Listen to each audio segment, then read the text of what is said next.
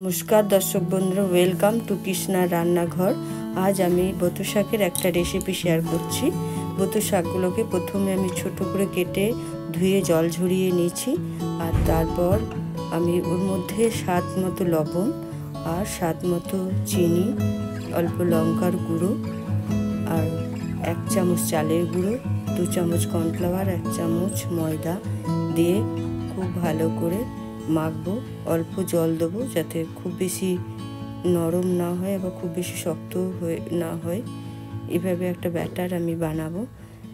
বাচ্চারা তো সাধারণত শাক খেতে চায় না, তাই এইভাবে করলে হয়তো শাক বাচ্চা বড় সবারই ভালো লাগবে। বাচ্চারা তো খাবেই, বড়দেরও ভালো লাগবে। এরপর আমি দিয়ে দেবো অল্প জোয়ান, আর এদিকে আমি সাদা তেল বসিয়ে দিয়েছিলাম কড়াইয়ে, তাই বড়ার আকারে আমি এগুলোকে ভেজে তুলে নেবো। এই রেসিপিটা যদি আপনাদের ভালো লাগে বন্ধুরা, তাহলে ইউটিউব থেকে দেখলে আমাকে সাবস্ক্রাইব, লাইক, শেয়ার, কমেন্ট করবেন। আর যদি ফেসবুক থেকে দেখেন তাহলে আমাকে ফলো, লাইক, শেয়ার, কমেন্ট করবেন। এরপর আমি ভাজা হয়ে গেছে, মুচমুচো করে ভেজে তুলে নেব।